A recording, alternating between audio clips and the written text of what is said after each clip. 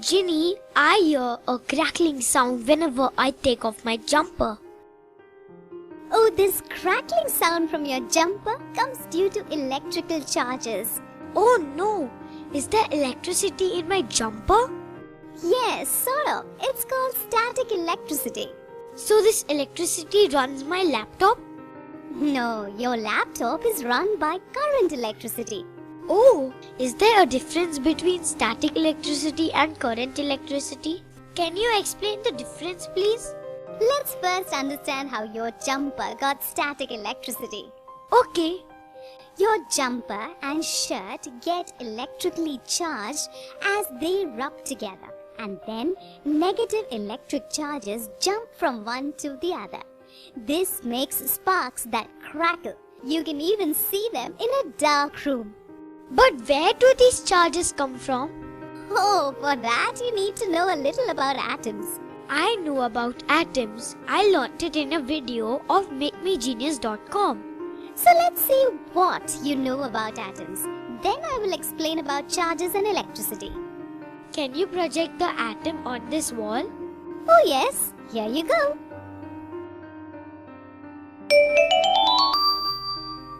We all know that everything around us is made up of tiny particles known as atoms. In the center of an atom, there is a nucleus. In nucleus, there are protons and neutrons. Protons are positively charged, whereas neutrons don't have any charge. Also, there are negatively charged electrons in an atom. These keep moving around the nucleus. Wow, Jimmy, you know so much about atoms. Also, let me tell you, positive charge is shown by plus sign and negative charge is shown by minus sign. But I don't know how electric charge and electricity is related to atoms. Okay, let me explain. The charge of one proton is equal in strength to the charge of one electron. When the numbers of protons in an atom equals the number of electrons, the atom itself has no overall charge.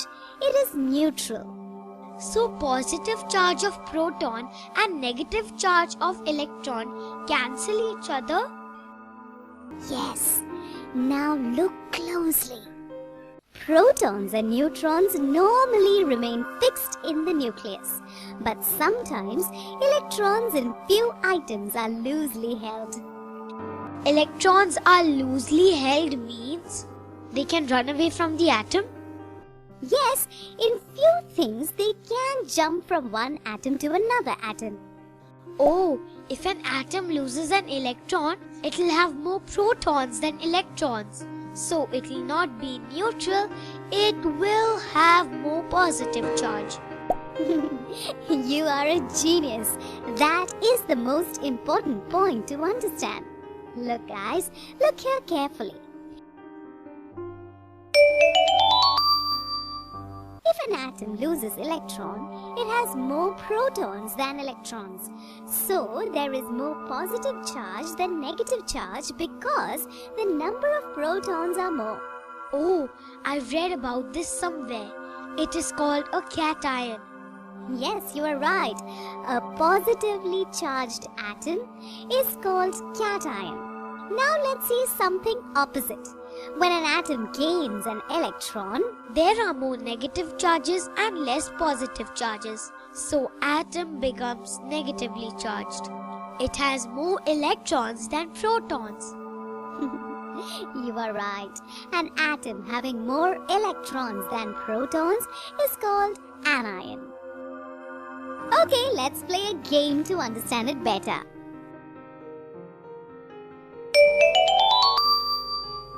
Wow, look at these balls. Yeah, let's assume these are protons and electrons. Oh yes, balls with positive sign are protons and balls with negative sign are electrons. Take 2 electrons and 2 protons and assume we both are atoms. So now I'm neutral. I have 2 electrons and 2 protons. Even I am neutral. I also have 2 positive charges and 2 negative charges. Okay, let me give you 1 electron. Oh, now I have 1 extra electron, so I have more negative charges. So what have you now become if you have more electron than protons? Oh, I am anion. I am anion. Hold on, tell my name. Oh, you have 2 positive and 1 negative, so you are positively charged. You are a cation. And yes, as we are oppositely charged, we attract each other. So guys, now you understand. Now I understand about the electrons' movement. But still, I don't understand how the spark happens when I remove my jumper. Electrons get transferred from hair to sweater by friction. Oh, so electrons in hair are loosely packed and they get transferred to sweater on rubbing. Yes, the crackle sound of spark comes when you remove your jumper. When you pull your jumper over your head, the friction of jumper and your hair may cause the jumper to gain an excess of electrons. These electrons repel each other. If there are a lot of extra electrons, the repulsion is large enough to make the electrons jump across a gap to another object. So, my sweater gets extra electrons and so becomes negatively charged. It becomes a cation, right? Yes, and if there are large number of excess electrons, they jump from the sweater causing spark. Is it electricity? Yes, it is the charge which keeps sitting on your sweater and does not move. Oh, that is why it is called static electricity. Electricity that does not move. Correct. Electron means amber in Greek. Scientists realize that if you rub amber with any fur, you can have a static charge. So static electricity stays at one place? Is there any electricity that moves? Oh yes, real revolution happened when humans realized that these charges can be moved from one place to another and can be used to do things. Like moving the fan and running the computer? Yes, it is called current electricity. Current electricity? Can you tell me more? Because electrons move like a river current. Oh, so electricity is the movement of electrons. But how do the electrons keep moving? To understand that, take a look at this.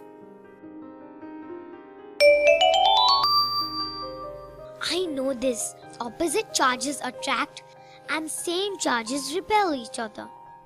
Now let's look again at the atoms.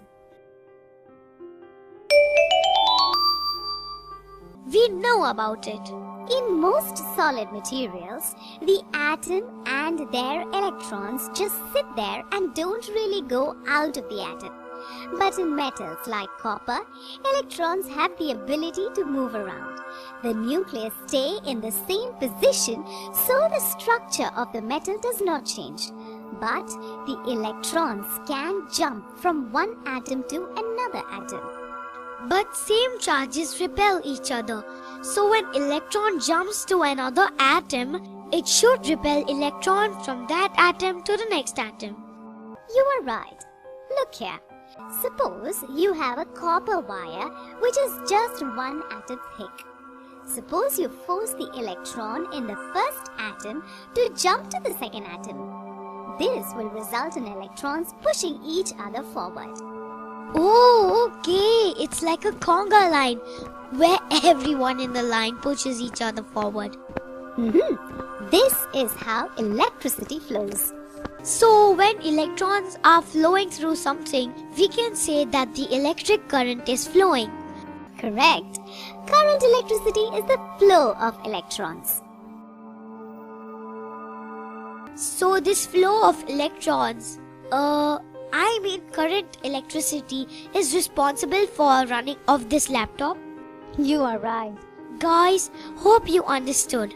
You can watch it again to become an expert about it. Bye.